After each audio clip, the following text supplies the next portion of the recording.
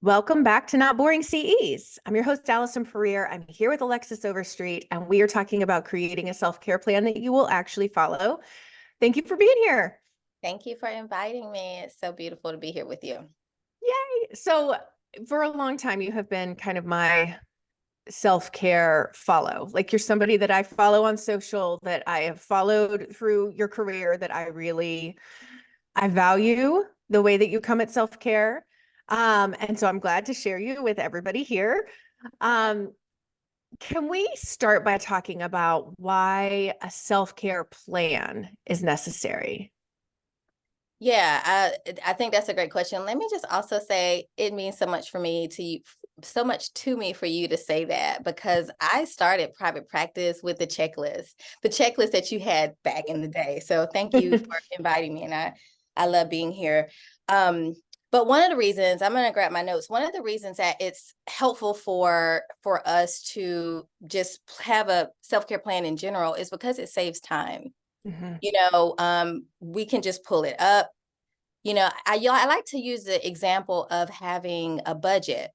Sometimes when we have a budget and we actually do the budget, we save more money. It's like the difference between, I don't know, maybe spending, money for 10 coffees, at Starbucks a week versus 5. You start noticing like, okay, this is adding up to $240 like a month. Maybe I need to, put this in half and, get 140 or something like that.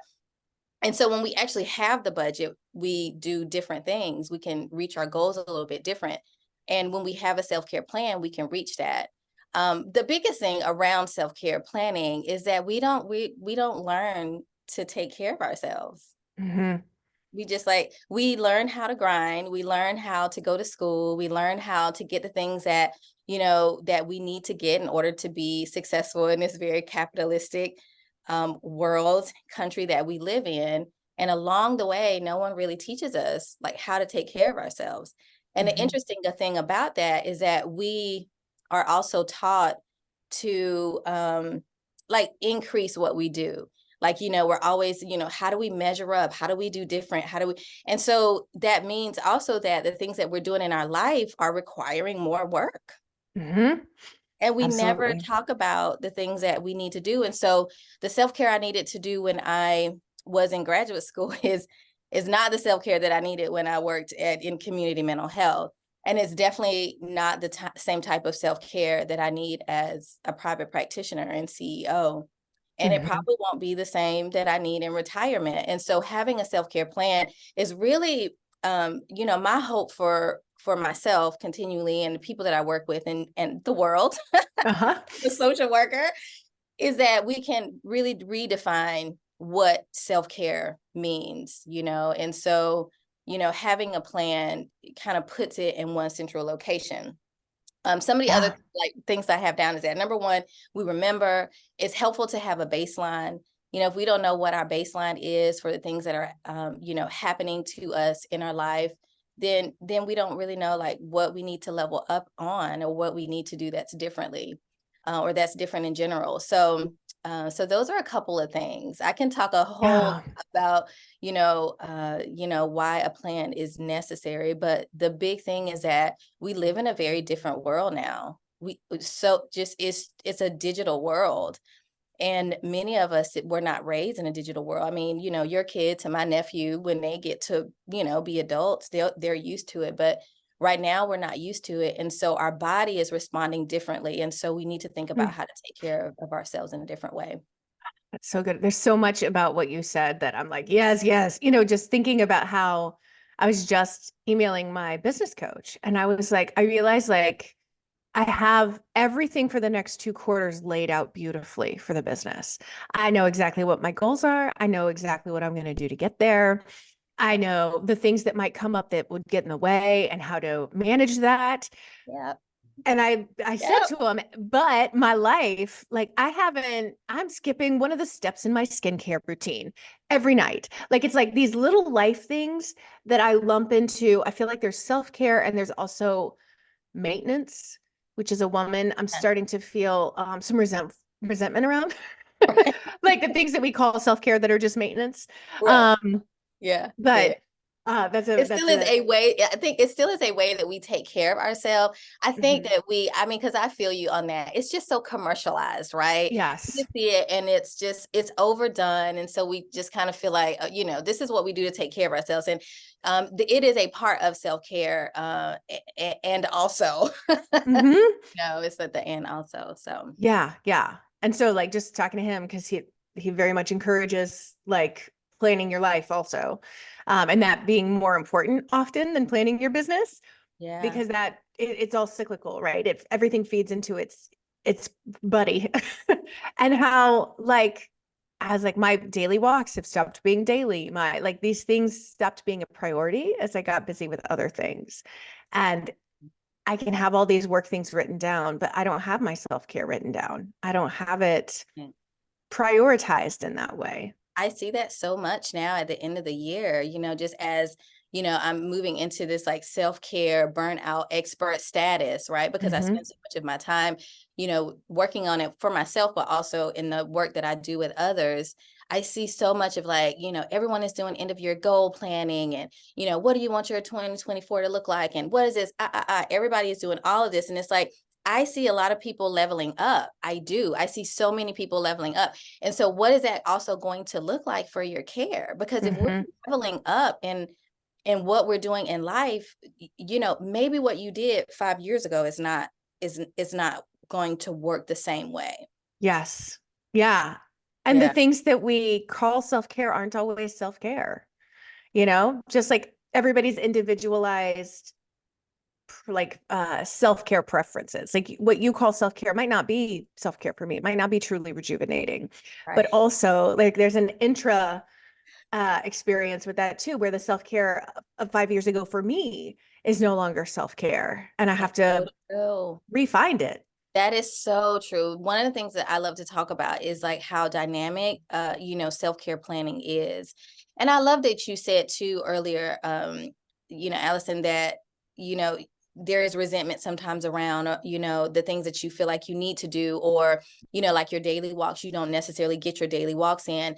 And what I really want also people to know is that self-care planning, at least from the way that I'm doing it, I'm very body focused and, Mhm. body-based focused, is really to validate the experience that we're just human, right? So Mhm. if we actually have this self-care plan where we have, our stressors listed and the stress that actually happens in our body, and what are our body signs, what are the signals that our body is given to us, and when are those signals like escalating and changing, then we can just respond to them. We don't have to have the shame or the guilt associated with, oh my goodness, I'm not doing this. I mean, of course, because life is lifing, right? Mhm. And also you can just go back to this thing and say, okay, this is what my body is telling me right now. These are the signs that are actually showing up. What do I need to do in order to respond to that? That is no different than looking at key indicators in your goals, right? Mhm. Yeah. It's saying, okay, we're at the end of quarter 1, and we had this, to keep it simple, $10,000 goal, and we're at 7. What do we need to do differently? And that Mhm. is how we also need to look at self-care, only because we live in a very electrifying and chaotic world right now, right? Right. Yeah, absolutely. Let's talk about like some of the dynamic piece of a self-care plan comes with like categorization. Can we Mhm. talk about like why and how to categorize? Yes. And so that's a little bit of what I just talked about around you know, getting a baseline for how your body shows up. So I guess I just need to, just state that I am a body-based like mental health clinician. I focus on the body. I focus on fascia. I focus how the body responds. I focus on, how stress resides in the body, how trauma resides in the body. There are other ways that people and other angles that people come from self-care. I come from a perspective of, how is your body speaking to you?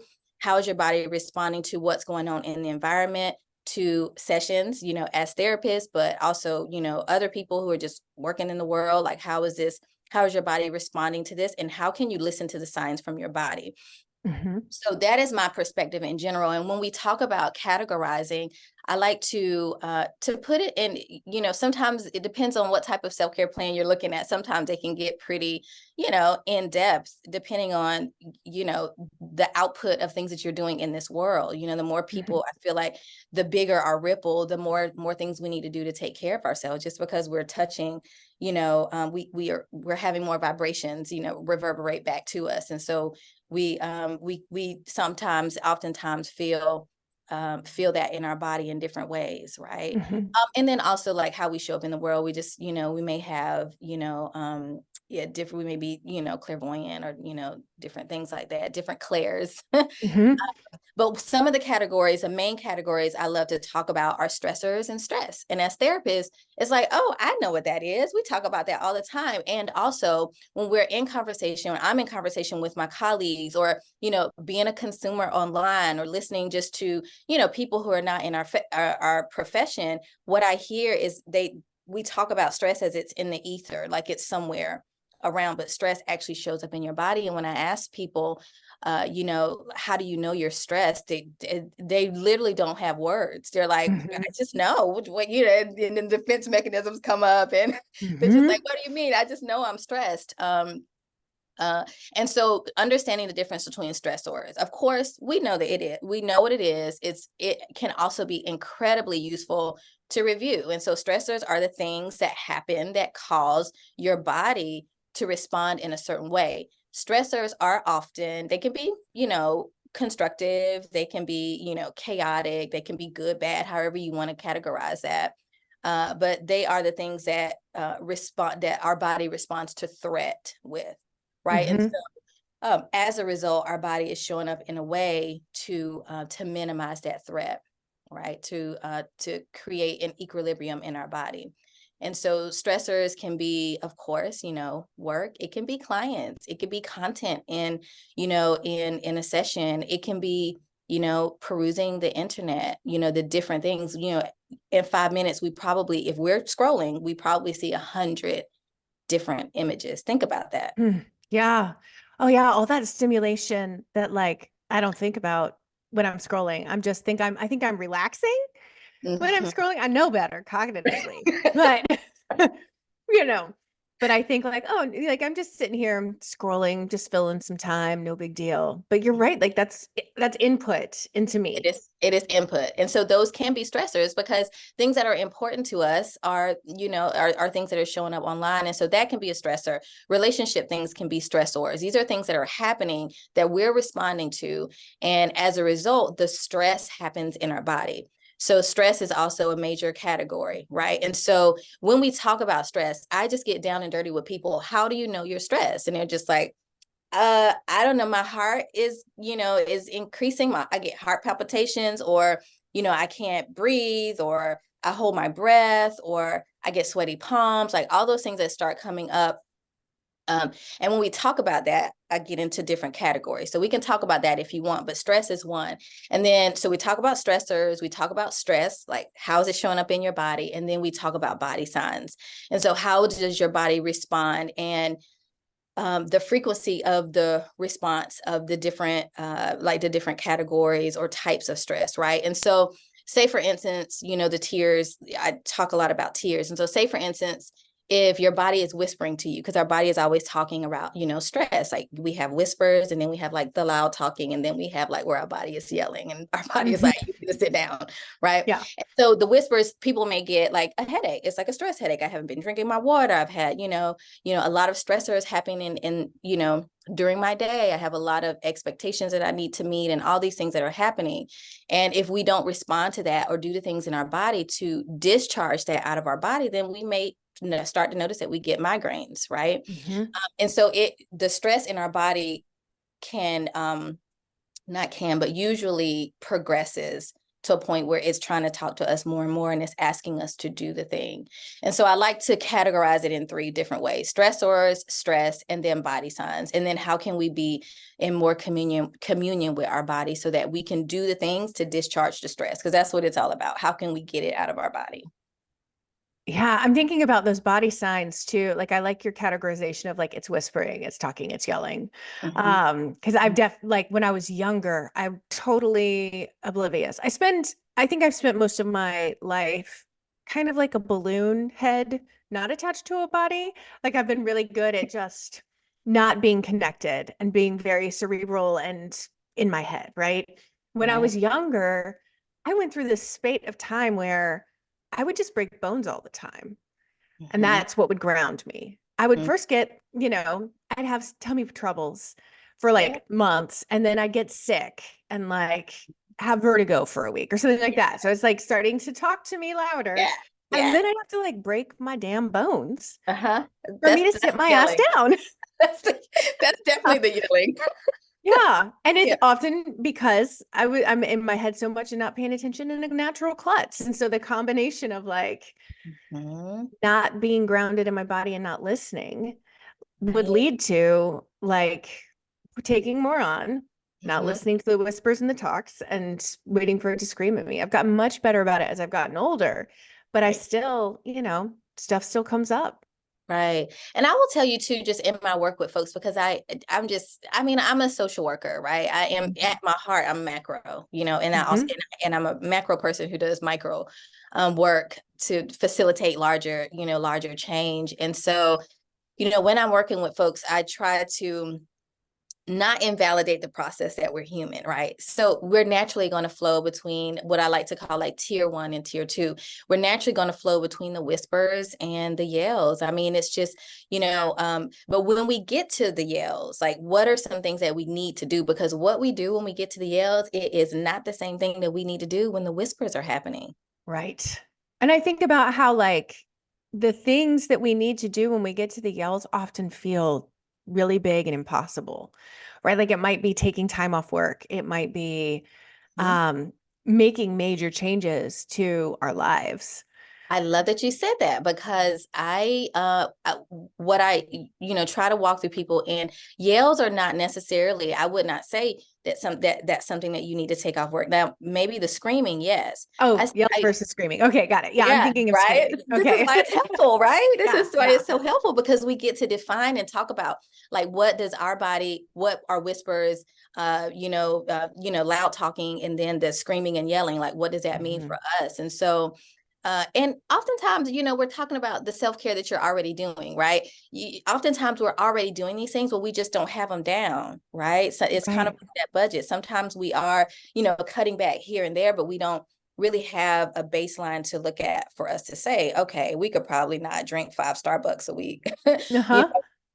And so it may be something like increasing the workout, okay, I'm having more migraines, my headaches were just like, they were whispering, they were saying, girl, you need to sit your behind down. Like you doing too much, right? And you weren't listening. And then you start having migraines. Okay. Yeah. You may need to take off, a day of work. You may need to take off more days. You may need to increase your hydration. You may need to increase your walks, right? It's really about this communication with your body. And so Mhm. when I call it redefine, like redefine your self-care, my hope is to really help people redefine and get out of this place of self-care being commercialized and us having resentment about what it is so that we can actually take care of ourselves, kind Yeah. of, get out of that capitalistic, commercialized like way that we see self-care.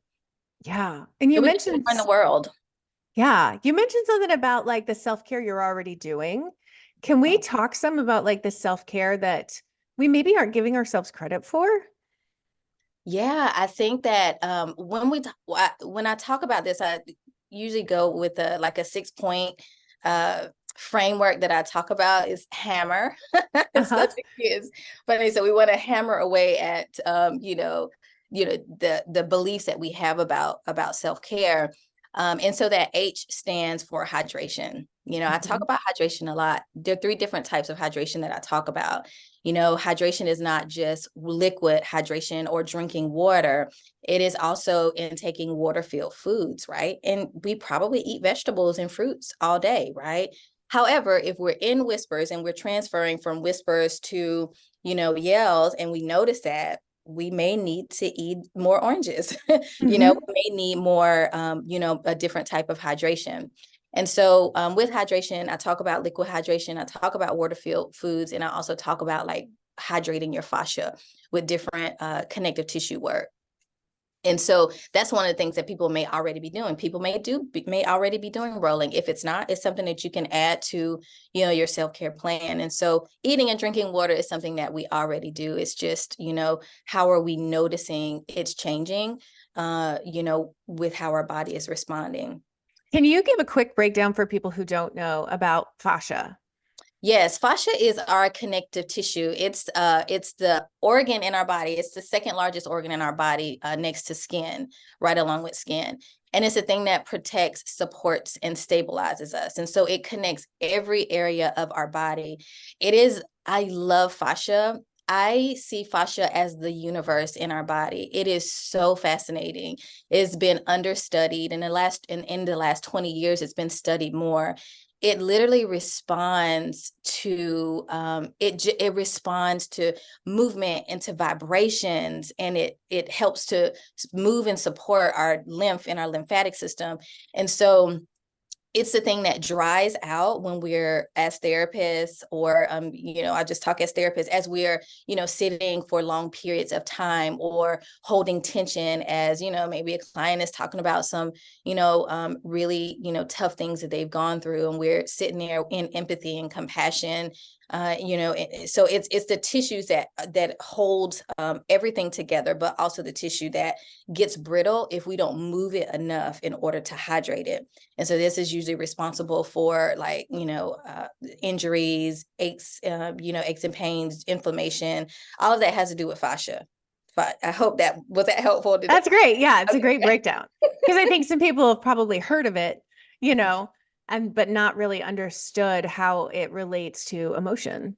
Right. It's the part of our body that holds the muscles together. It's the part that holds the joints together. It holds the tendons together.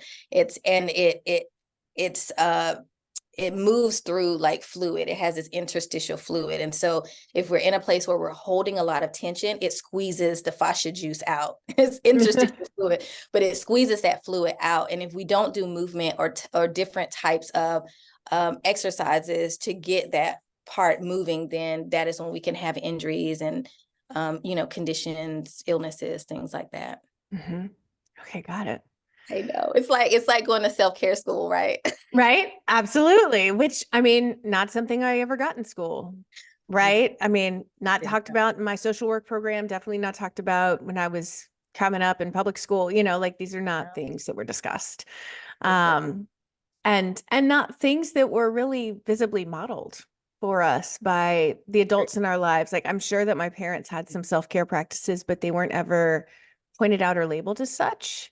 Mm-hmm. Um, I'm willing to bet. As I go back and think, I don't know I'm sure my mom did, they probably were things like working to get rid of stress. uh-huh.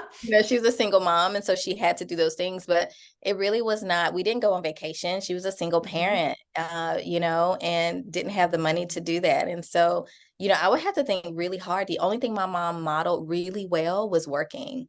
Mm-hmm.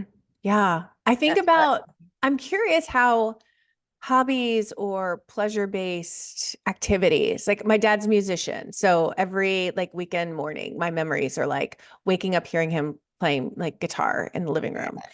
Yeah. I wonder how that comes in as with self-care. Like, I'm thinking about all these body-based things. Mm-hmm. Where do hobbies play a role? I like to call that a category of like leisure and enjoyment, because those are important and very useful for self-care. But that is, I would probably not say body-based, because body-based is a type of self-care. Enjoyment and leisure is usually going to come from the different types of hormones that are released because of the feelings that you get when you do the activity, right? Mm-hmm. And so, if he is, doing scales or working on, a particular, sheet or something like that, he's probably going to get dopamine. I think it's dopamine when it's task oriented and you accomplish, if he's feeling good about it and he's like, dang, I finally got this, he's, it's going to be serotonin. If you all come in the living room and start jumping up and down and dancing or something, he's going to get a little dose of oxytocin. And so that is self-care if you focus it a little bit on body base. And so, but that I would probably say that that's more so focused on the, happy constructive, healthy hormones that are excreted when you're doing that. Mhm. Does that make sense? It does. And I'm curious about like your mom, like modeling work as self-care, which I think in the self-care world, we say like work is not self-care. It can't be self-care. Like in kind of Mhm. but I know that there are times when work is self-care for me, and there are times when I'm pretending like work is self-care for me. I don't exactly know the line. I just know it when I feel it. Can we talk some Right. about that dynamic? Yeah, I would probably, so say for instance, if we were in a consultation and we were talking about this, the number one thing I would go to is, what is your body telling you? How do you know? Right. Mhm. And so how can we create this level of awareness? Like, are you feeling tension? Are you feeling that there is pressure, when you're doing the actual thing that you're doing? Because our body is literally, it's communicating. It's saying, you know what, if you want to do this thing, we can do it together. However, I need water, I need hydration, I need rest, I need movement, in order. And this is where our conditions are coming from. It's just a natural thing. We're just so far removed from it because of the world that we live in. And it'll Yeah. get increasingly so because 7G, I'm sure, is like down the road a couple years from now, and so Mhm. it's convenient and I enjoy it. I like listening to YouTube in my car, uh, and also we have negative effects. And so I would say that, versus the enjoyment, or that you may get from accomplishing like the things on your to-do list, because sometimes we are pushing ourselves, Mhm. right? We're pushing ourselves. But if we're so focused in the task that we're doing that we can't have the awareness in our body, then that is where I probably would draw the line. Got it. Okay. And it just comes from awareness, which is, if we go back to like the number one bullet, why is having a plan necessary, is because it really creates the awareness of, oh my goodness, my shoulders are tight. I Mhm. have this pain in my neck. Like, what is up with that? I get up to walk and I got to count to three before I can walk with a good stride, Mhm. I get up in the morning and I walk and I have to walk on the sides of my feet. I can't, like, I used to be able to get up and just like walk to the bathroom, or, I may be getting up to use a bathroom 2 or 3 times a night. A lot of people notice that a lot more when they get more stressed, is that you're using the bathroom more at night. Mhm. Um, so it's kind of those things that come up, that you can list in your self-care plan and then just be aware of it. Yeah. Is that helpful? Yeah, it's helpful. I'm wondering like, okay, so let's say we create a self-care plan. It sounds like we need to hit on some body-based stuff, hit on some leisure and enjoyment. Are there other categories that we need to make sure is a part of our plan? So I think we were talking about what we were talking. I feel like we were talking about the categories where I talked about hammer, and so Oh we talked. yeah. Yep. So we were talking about the H. We look at hydration. Now, I Hmm. always try to start people like right there so you can get a good baseline of what's happening, and then we can expand upon that. So when you look at hydration, the 3 different types of hydration, we can get into that. But usually if you ask someone, do you feel like you're hydrated? They're like, I drank, I'm supposed to drink 3 bottles or whatever, 3 containers, and I only had a half of one today because, I was so busy. They usually know when they're hydrated or not. The next one is air, or really breath. And so, how are you breathing throughout the day? Are you taking moments to literally, release your diaphragm, breathing through your diaphragm, or are you breathing through your chest? Are you breath holding? Are you, having very shallow breaths? And the reason this is important is because if we're breathing, shallow, very fast, the body just sees that as a threat. When the body sees something as a threat, whether the threat is there, it's perceived or real, if it's a threat, it's a threat, right? Right, right. So we try to say, okay, is it perceived or is it real? And they're like, it's real to me. Uh-huh. Our body is going to tense up. And so if our body is tensing up, then we're having the whole issue with fascia and all those things. And so checking in to see like what type of breathing exercises that you need. Are you breathing throughout the day? Do you need to, set an alarm for breathing, to help sustain, breath in your life? Hmm. Be really helpful. That next letter in hammer is M, and I like to say movement. Movement if I just get short and dirty with it, we need movement to move our lymph in our body. And our lymph is the fluid in our lymphatic system. It doesn't, and if we look at the lymphatic system like we look at the circulatory system, they're mirrored. The only difference is that the circulatory system has a heart. It pumps the blood. Mm. Difference with our lymphatic system is it doesn't.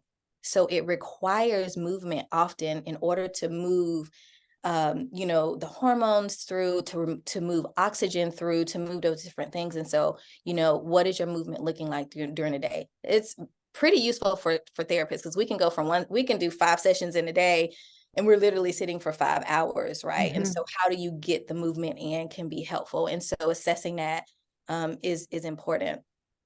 The other thing is micronutrient deficiencies, which we have so many of those happening. And so checking in with your nutrient deficiencies that may be there, like iron supplements, and vitamin D, B12, those types of things that you may have had in the past, and may be contributing to the things that you need to be aware of to change your energy patterns. And then that leads to the E, which is energy patterns. And so when you wake up in the morning, this is really about the natural energy patterns that we have.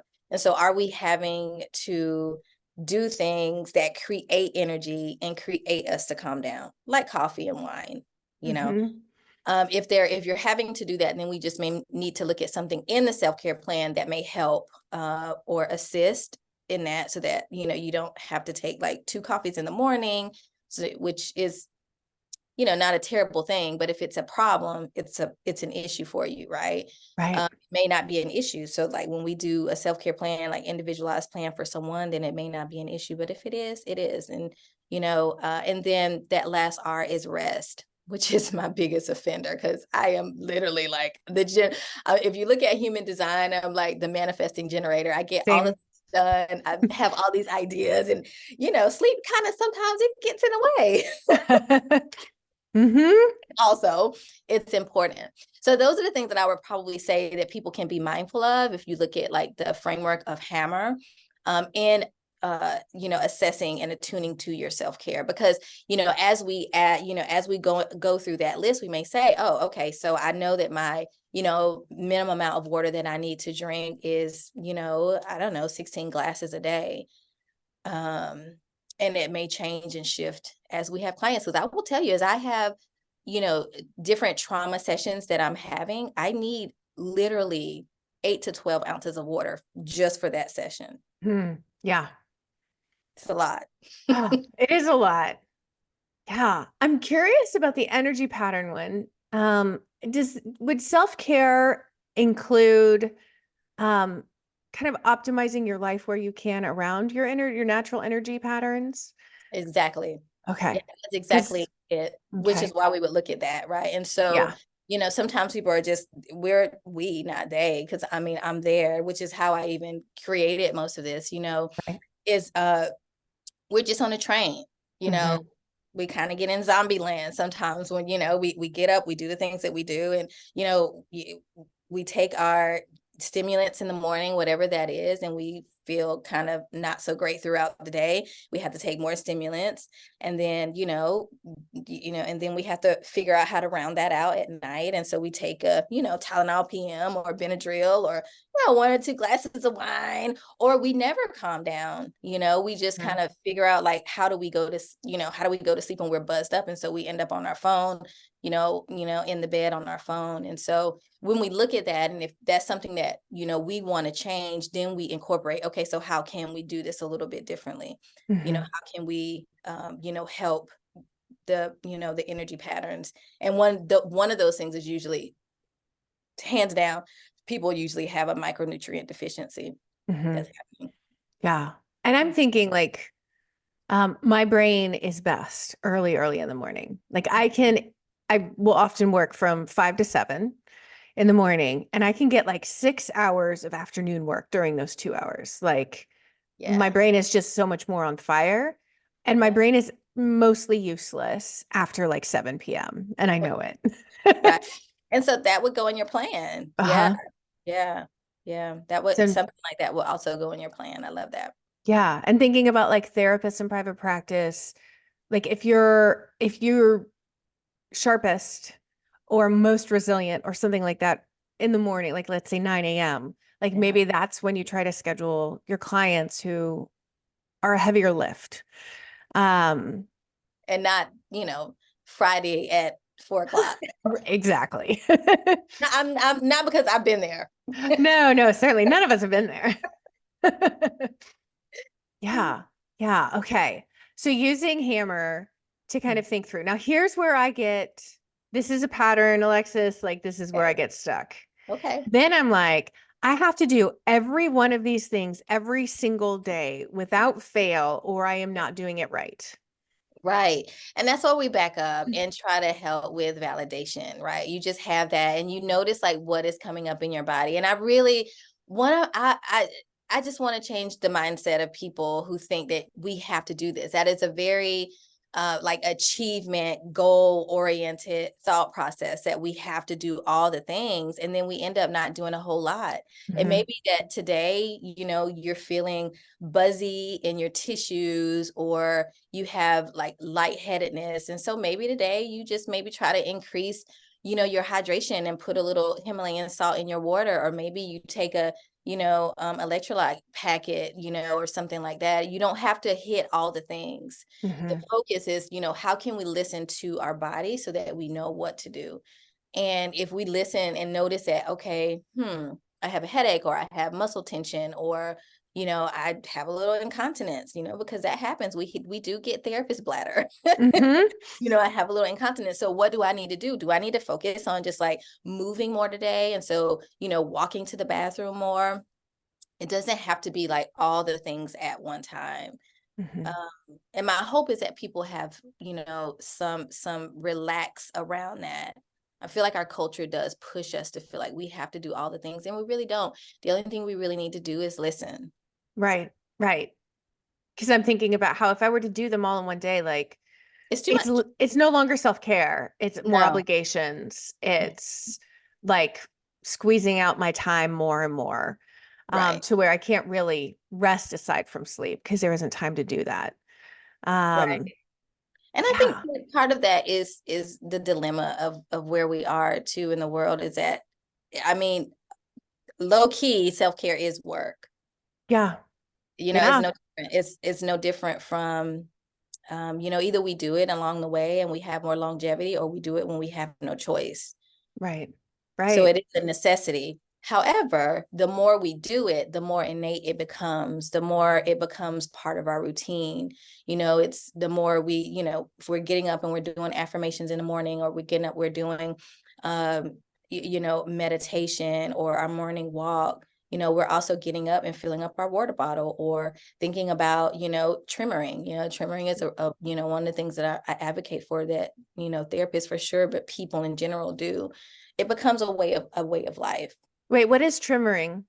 Yes, trimmering is an intervention by David Berceli, and it is trauma release exercises. And it Ah, is the way that I love it. It's something that I started 2 years ago as part of just, I was curious about it, and I was having chronic sciatica from the stress of just community mental health. And mhm, also, at the very end of that, starting my private practice, it was just so much for me. And I found trimmering, and then, later on, fascia work thing, interventions. And it's a way that, just like our body has a stress response, so we all know about fight, flight, freeze. Uh, our body also has a natural way that we recover from that. It's like automatic, and it's trimmering, it's shaking. mhm, And so, for example, if anyone has ever been really angry, or if you've been really angry or emotional about something, and then you just kind of feel like this internal tremor or shaking happen, mhm, that is just your body telling you. Remember, I said your body is always communicating and letting you know things. That's your body saying, whatever is happening, we need to discharge this. We need to get it out. We need to vibrate it out. The thing is, it's because of the world we live in. We see that as a weakness, as something is wrong with me. I don't want people to see that I'm affected by something. And so over millennia, literally, we have just like, squeeze this in, and we've not responded to that. And so trimming is a set of exercises that we do in order to allow our body to do what it's naturally meant to do, which is shake. I mean, we are mammals. If anyone has a puppy, they shake all the time. They have no problem shaking.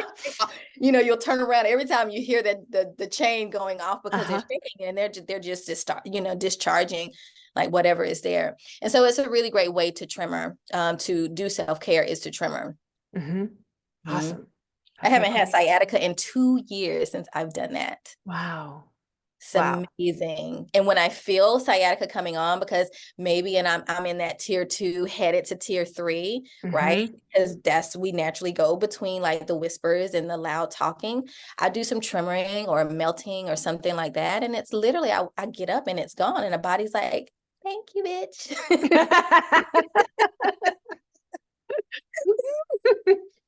Yes. I listened this time. Next week, I don't know. Yeah. Okay.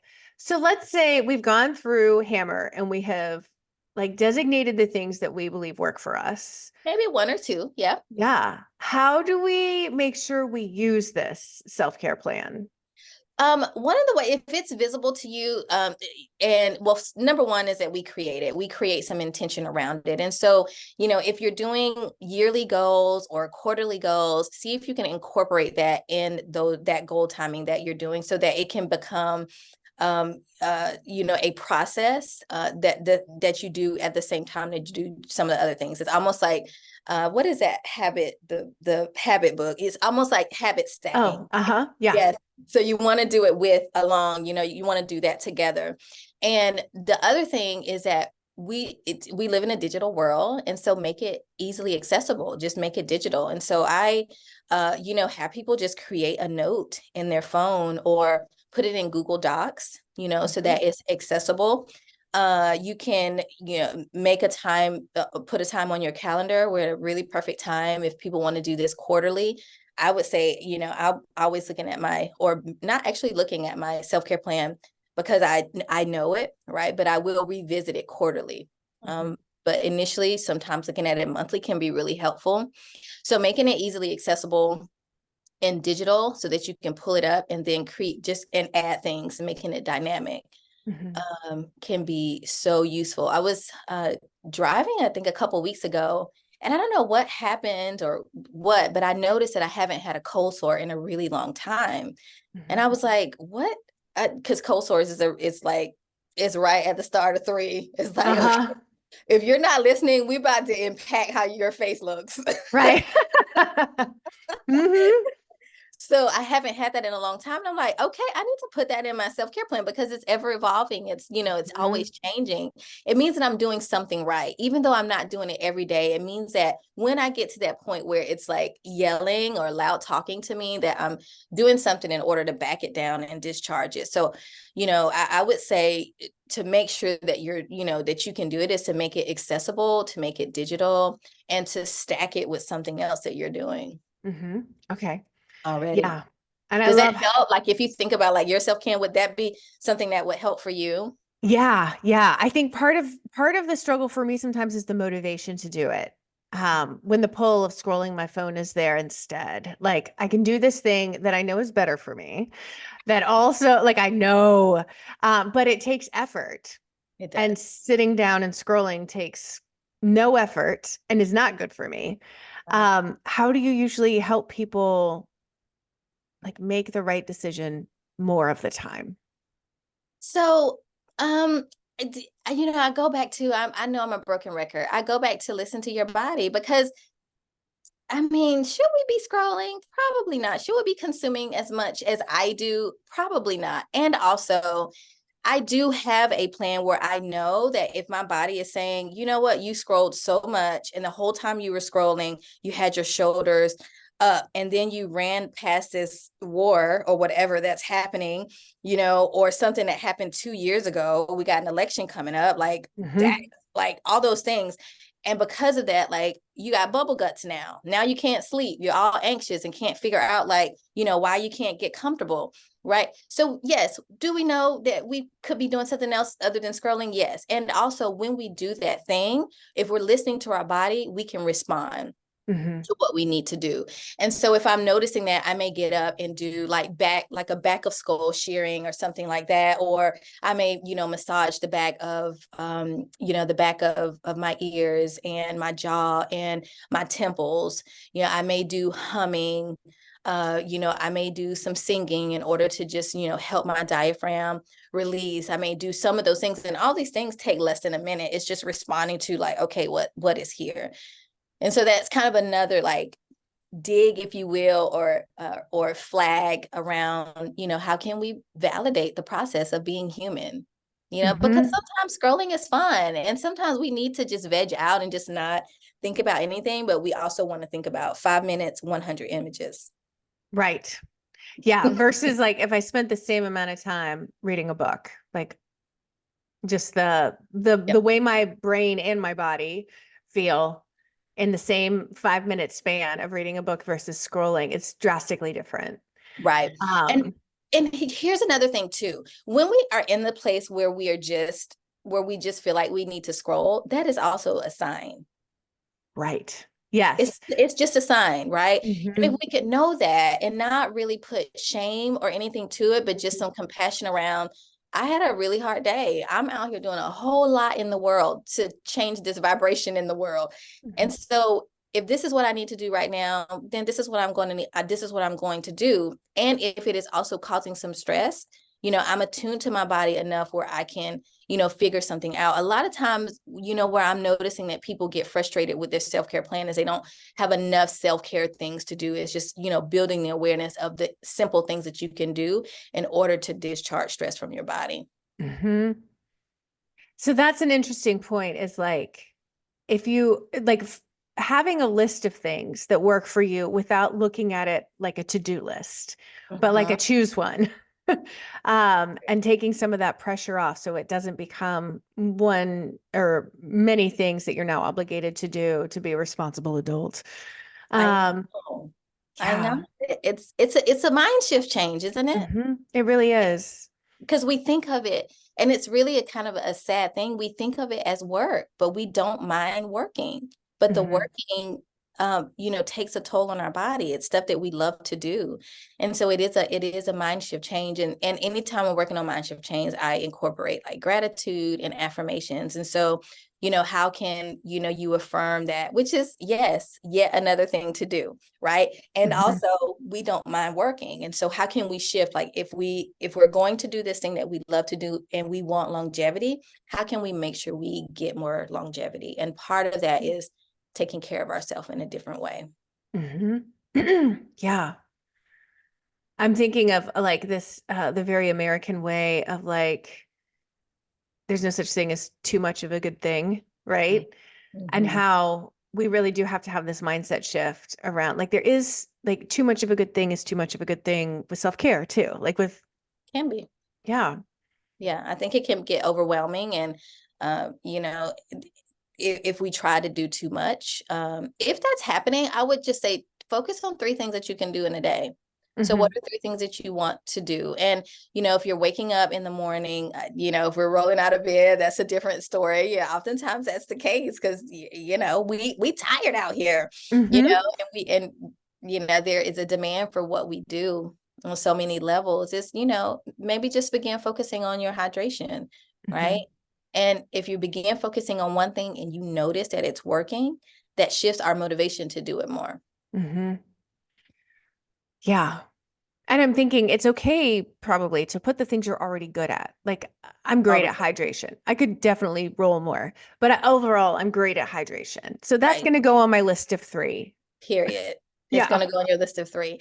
And then, if we look at hammer, what are some breathing things that, is breathing a thing that you feel like you need to do? Like, are you holding your breath, or, breathing more shallow, or do we need to get more movement in? Do we need to focus on rest? And, you just start thinking about that. Okay, these are just 1 or 2 things I'm already good at. I'm going to focus on that. And then, you start noticing other things that are coming up and you try to attend to that based on Mhm. what your body is saying. Yeah. And I like that it can just be like, you notice that you're holding your breath or you're like taking really shallow breaths. So you can just take some deep belly breaths. That's fine. You don't have to go do like a 5 minute Hold Wim Hof video or something like that, you know, like You really don't. it You can just just need be to breathe. simple. Just simple. And one of the techniques in male is to really activate that diaphragm, because that's just a direct connection to the vagus nerve. Is you breathe in, you just take an inhale, and then as you exhale, you just do the sh sound, which is shh, and you do it until there's no more air in your belly, and you go on about your day. That is how you incorporate self-care, and it Yeah. doesn't become a chore. It becomes something that is a friend almost. Mhm.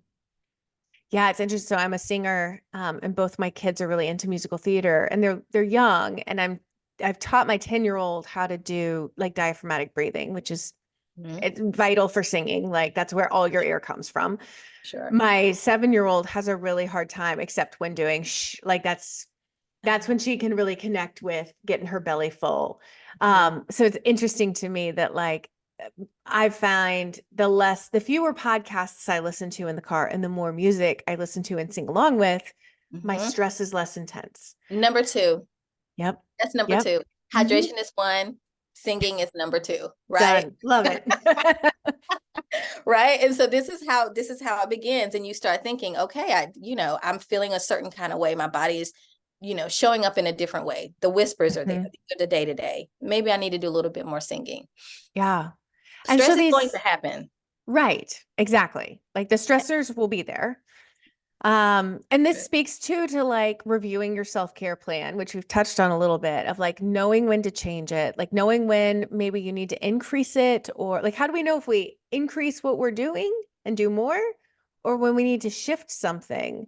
Is there Yeah. ever a thing where it's like maybe I need to focus less on hydration and instead do movement? Like how do we know? I would say the different signs that your body is giving you, right? Hmm. And it's really tailored to the individual. So say for instance, for me, I will I focus on either like headaches that I may be having. Not only for me, a lot of the people that I work with just have so many examples of this. It's a pretty common theme. Hmm. So it may be like headaches. It is this feeling of fuzziness, like not, lack of, the inability to concentrate, or a clumsiness that some people may feel. It's just like this overall fuzziness. Thirst is also sometimes there, but not always there. And if you're feeling that and you say, okay, let me check in. I know that I'm feeling a little bit different. I'm not feeling my optimal self. So what needs to happen? And based on what you put down, you will know, kind of what you need to do. It's Hmm. kind of it depends.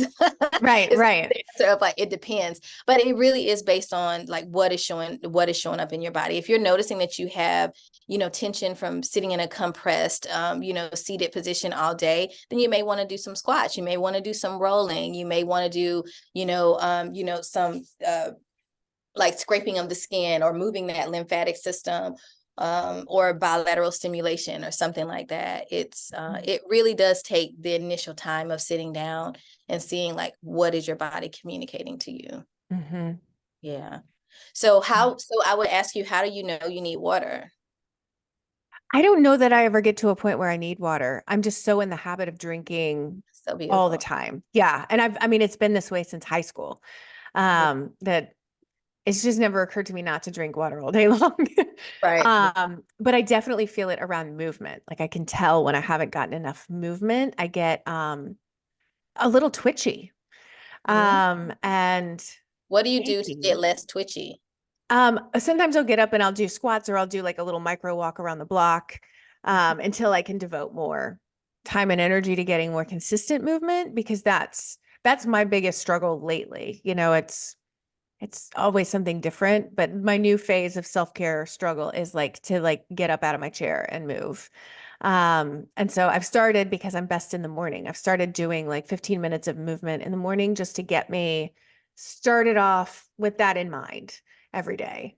And it's Yeah, it's a nothing great intention. intense. It's just like, so like I don't talk myself out of it because if it was really intense, I would. And Yeah. it's not a huge time commitment. Like Yep. 15 minutes, there's no excuse I can make up for 15 minutes, Yeah. you know? So it gets right under my threshold of all of my objections. So it gets done. Right. Right. And it doesn't even have to be 15 minutes. I mean, you could do three, yes, you're gonna give me a Yeah. side eye, but you could do like 3 burpees or, like you say, some squats or something vigorous in a very Mhm. short amount of time to just get the blood pumping. That Yeah. is really your body just, when you feel the tension, that's your body saying, hey, I need something different. Yeah. Yeah. And Mhm. I like noticing what, like, I feel like my body will tell me based on where it feels tight or twitchy, like what needs my attention. Mm. And so I'll often do that. Like if I'm feeling tense in my shoulders, I'll do mainly like shoulder work, Mhm. or like shoulder stretches. Shoulder stretches, yeah, Yeah. and I incorporate a lot of connective tissue work around that. If you have a ball, you can put it up against the wall and like Hmm. roll on the ball. And so these are all ways that you just, and they're really quick. They're not Hmm. anything that takes a lot of time, but if we get into the habit of listening to the subtle changes in our body, then we do have more longevity and we can do the things that we love doing with, optimized energy, vitality, and that we feel good about. Hmm. Yeah. Really the goal. Well, I'm thinking about like age and stage, which we've also touched on a bit, but like me in 20 years. Mhm. And so there's this, I have two things in my mind about what I'm going to be like in 20 years. It's going to be like, oh, I'll be retired and just doing like leisurely, pleasurely things all the time. And I will not need to like focus so much on self-care. I love the idea in my head that I would ever actually retire. Like I will create another business. I will do some, like it's not in my DNA really.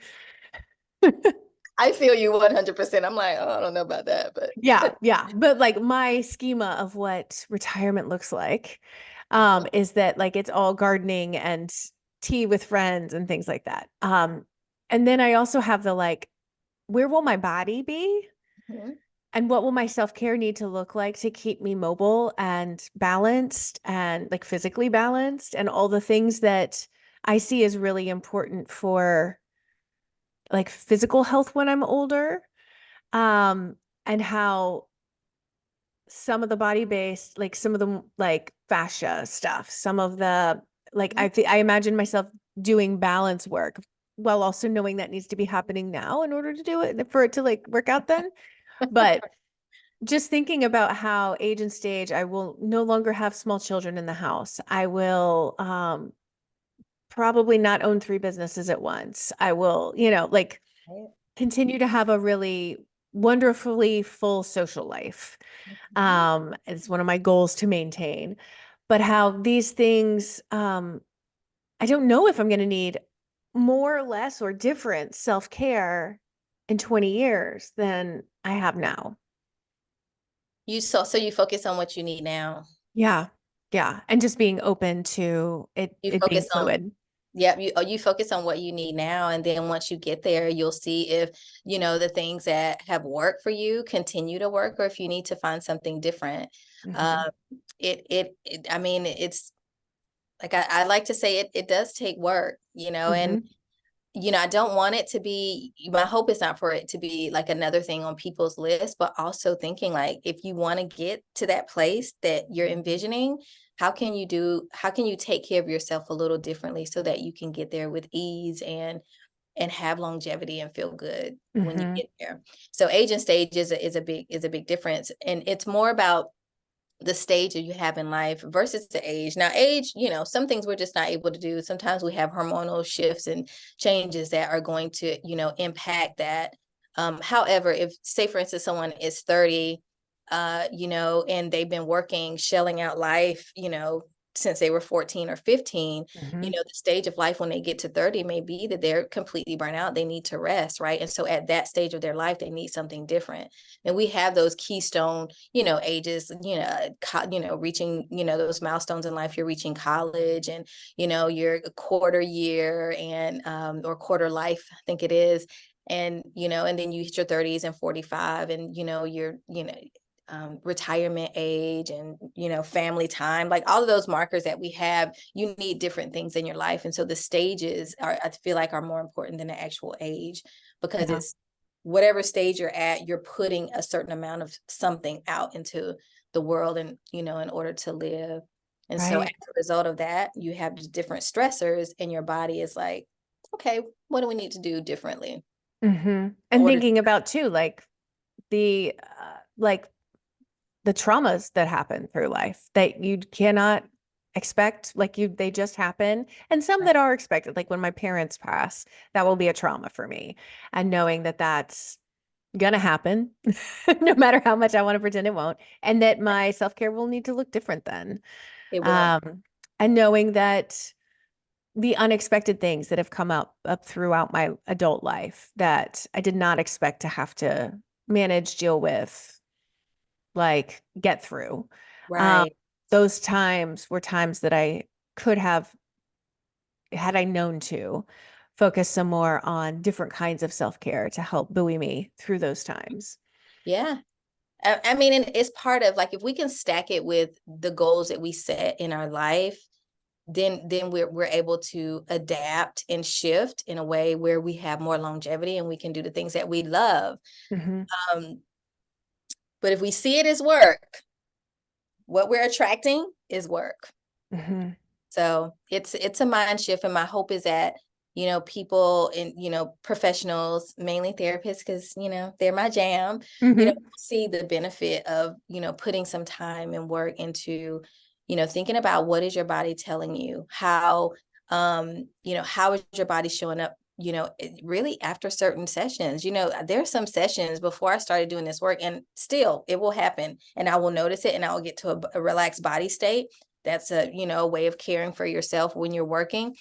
I will be in an entire session and my butt cheeks are clenched the entire session and I don't even notice. And then I get up and I'm walking sideways, Yeah. or I have hip pain. I can't figure out why my hips are hurting so much. It's because you squeeze your butt cheeks the whole time, during the session. Or, I'm also a brain spotting clinician and consultant. And, we hold that, we hold that pointer from Mm-hmm. sometimes for really long periods of time. And, we're in this position and sometimes we feel like this necessity to not move because because we want to hold the space for the client. And that also creates, like, if I'm holding the pointer here, my hands are all, crunched up and I'm not moving.